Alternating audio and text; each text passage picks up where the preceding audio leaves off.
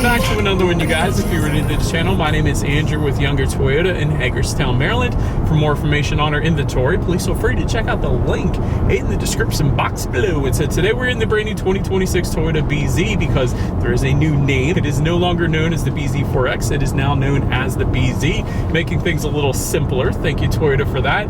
This thing is substantially quicker. It's nicer on the inside. It's got a better range and a very substantial change for this year as well, which we'll get into in the video. But ultimately, in this video, we will be testing out and going over everything about this one. So having said that, what do you guys say? Let's just go ahead and jump right into it. And as always, let's start with pricing. And so there are actually just two different trim levels for the 2026 Toyota BZ. You got the XLE being the one we are in today, starting at $34,900. Then you have the Limited starting at $43,300. That was both pricing for the front wheel drive. However, of course, you can add all-wheel drive. We have it. If you wanted to do that, simply add $2,000 then to either of those prices. But to go along with that, there are also two different power plants. There's the front wheel drive version and the all-wheel drive.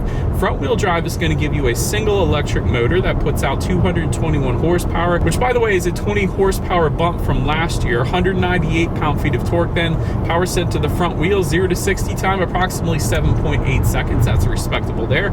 With the range for the Plus coming in at 314 miles. And so there's a Plus configuration and then there's just the standard front wheel drive. So the standard front wheel drive gives you 299 miles. Either way, substantially better than last year. So well done, Toyota, there. You can do a 10 to 80% charge in approximately 30 minutes then. But then there's the all-wheel drive setup, and of course that's going to be the dual electric motors powering the front wheels and the rear wheels. This one puts out 338 horsepower, which is 123 horsepower bump from last year. That's substantial. The power sent to all four wheels, 0 to 60 time is said to come in at approximately 4.8 seconds, with the range coming in at 278 miles. And here's the big change for this year. This thing is now Tesla supercharger capable. So I can go to a Tesla supercharger charging station, and that's the way it is set up now. Last year was not set up that way, and you can still charge it into a normal charger. They have an adapter. It's in the trunk. It's in the cargo area right now, but it is set up for a Tesla supercharger station now, which is super cool because they're everywhere. But anyways, I did want to mention to you guys the drive modes. And so there's an eco driving mode, and that's your on-road driving mode. And of course, since this thing is twinning with the Subaru Solterra, Subaru is known for their X mode. And the X mode button is located just behind that, and that gives you drive modes like snow and dirt, deep snow and mud, and grip control modes actually as well, at least for the all-wheel drive version. But ultimately adjusting the throttle response, the power delivery, and the brake modulation then as well. And so up front you will find 12.9-inch ventilated front discs. In the back, 12.5-inch ventilated rear discs. As far as that 6D0 stopping distance goes, it comes in at 122 feet. As far as braking feel goes, since there's no one behind us, it's a little bit on the firmer side. I don't mind that. The cool thing about with the brake regeneration is you can use the paddle shifters to adjust it. So I just tap the paddle shifters like 5 times. So when I let off the gas, it does do a really decent job at bringing this thing to a pretty substantial stop. Now, it's not a full stop like a lot of the competition, but it does a pretty darn good job. Like I wouldn't have any issues with that. And that's actually going to save you a good bit on your brake pads and resurfacing rotors and things like that. So for that reason, I'm a big fan. I would say 100% hit the left paddle shifter like what, 4 or 5 times and use that brake regeneration, because it's going to save you a lot of money. But then touching on suspension and handling, up front you're going to get an independent McPherson strut front suspension. In the back, independent multi-link rear suspension, front and rear stabilizer bars. Overall, as far as ride quality goes, it's been perfectly fine in my short little test drive here today. Ride quality's been certainly on point. I like how it's absorbing the road imperfections, although there really aren't many here because Hagerstown does a pretty good job with the roads. But nonetheless, as far as steering feel goes, I do love the steering feel. I feel like it's definitely weighted on the heavier side of things. It instantly points you in the direction that you want to go. So huge fan of the steering wheel in this thing. As far as cabin noise goes, we're going 30 miles per hour right now. I'll be quiet here for a sec. I think it's pretty fine. Like, I certainly wouldn't have any issues with that, at least. And then touching on rear visibility, looking out my rear view mirror there, I can see perfectly fine out the back. Definitely should not have any issues there. And then touching on forward visibility, rain sensing windshield wipers actually do come standard for all trim levels across the board, so you got to appreciate that. So whenever this thing detects any kind of mist or rainfall, it's going to automatically turn on those windshield wipers, kind of like automatic headlights. So just one less thing you got to worry about there. But that pretty much rounds out the performance segment of this review, guys. Let's now go ahead and take a look at the exterior now of our brand new 2026 Toyota BZ. All right, so here she is, you guys, the new 2026 Toyota BZ, finished in midnight black metallic.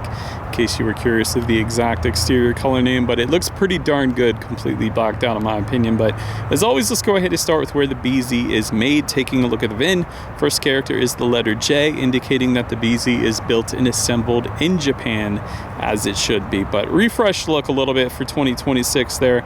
Got full LED headlights to the sides, meaning both low beam and high beam with LED daytime running lights. Get the automatic feature with those. You also get automatic high beams as well. So if you have your high beams on at night and it senses a vehicle coming in the opposite direction, it's going to automatically dim them back to low beams. And when that vehicle is gone, it's going to automatically bounce it back up to high beams for you there. So that is pretty convenient. You also have a hammerhead hood, Toyota calls it, with the black accent. Let me get up a little bit closer to show you guys. Because we have the all black exterior with us here today, you might not be able to tell, but this top portion here, that is the hammerhead hood that they're referring to. That's going to be black no matter what exterior color that you go with. And then the rest of the hood is going to be the exterior color, which in our case is also black. So honestly, I think it looks good all blacked out, but maybe that's just me. But that pretty much rounds out the front end of this one.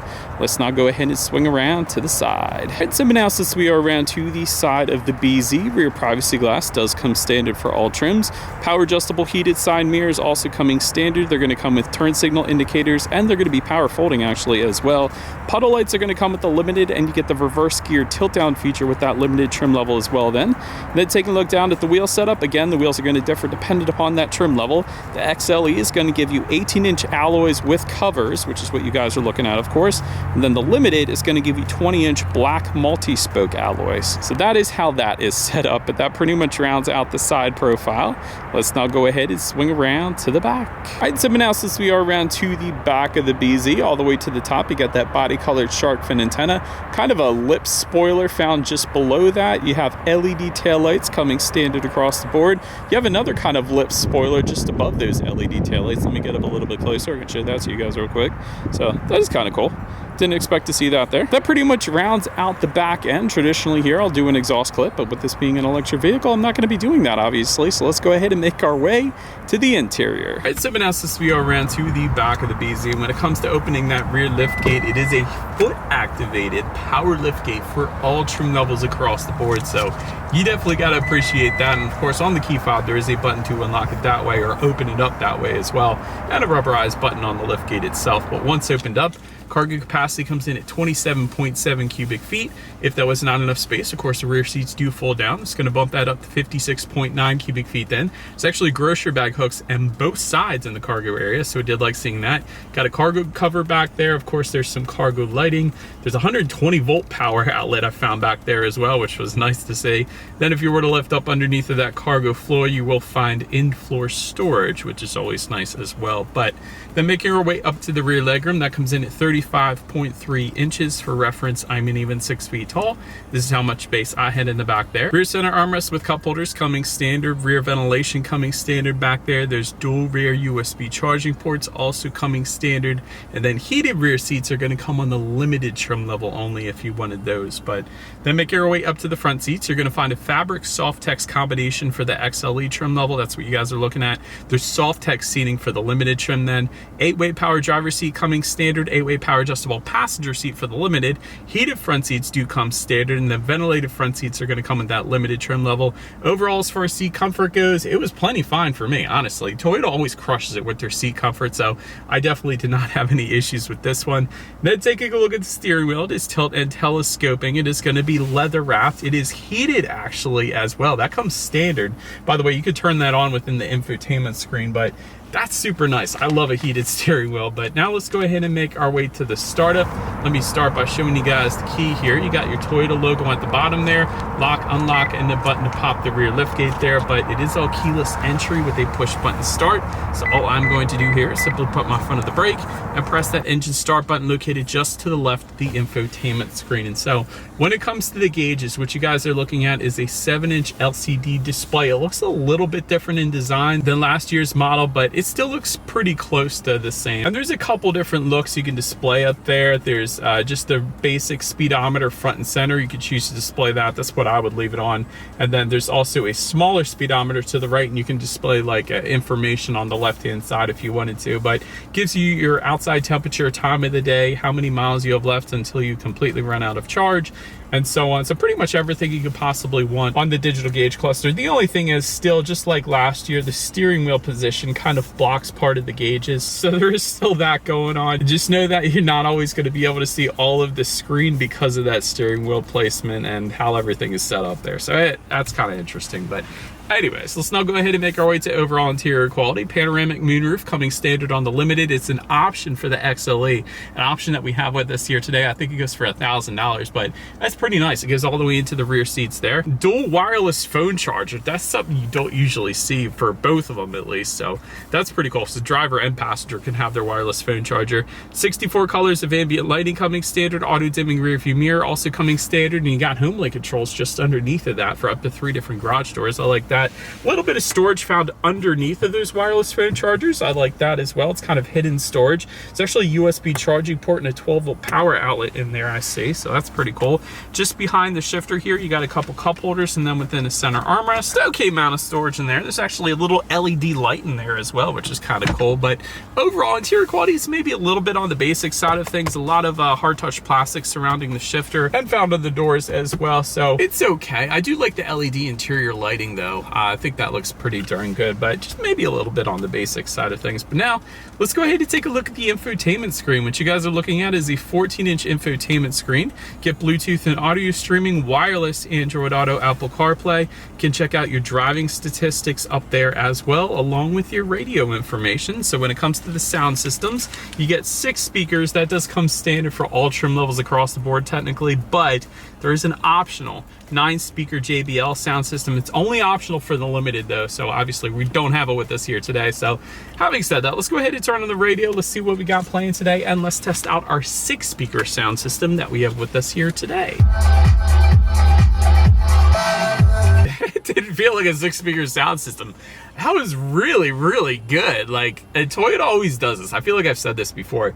Toyota sound systems, like, they'll throw you off because it'll say it's a 6-speaker sound system, which is basic. It's a basic number right there. 6 speakers is not a lot. But then you hear it and you're like, that's not 10?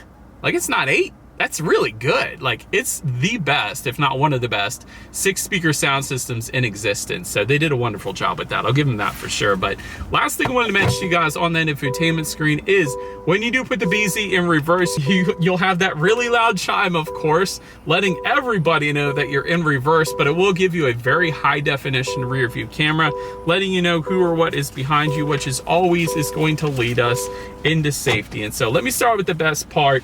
The BZ4X last year was an IIHS Top Safety Pick Plus. Hasn't yet been rated for the BZ, but I would imagine it's a pretty similar car. It's basically the same thing, so it's probably going to be the same thing. I'm just saying. But front side curtain airbags do come standard. Driver and passenger knee airbags up front as well. In the back, you got latch, aka lower anchors that tethers for children for the rear car seats, rear child door locks, tire pressure monitoring system, but also coming standard. Toyota Safety Sense 3.0. That gives you all the fun advanced safety, including a pre-collision system with pedestrian detection, lane departure alert, steering assist, lane tracing assist, dynamic radar cruise control, road sign assist, proactive driving assist, a blind spot monitoring system with rear cross traffic alert, and front and rear parking sensors. They usually doesn't come standard, by the way, so that's pretty cool. But overall, when it comes to my final thoughts, overall the numbers are definitely better than last year. There's no denying that. When it comes to the charging, the range, the speed, although I couldn't really test it, everything is substantially better than before. Also, excellent safety. You can't beat an IIHS Top Safety Pick Plus, which is probably what this thing's gonna rate at since it did last year. So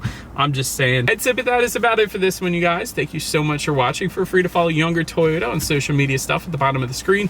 Be sure to hit the subscribe and the bell notification button if you're into new car reviews and all of our fun YouTube shorts we put on our channel then as well.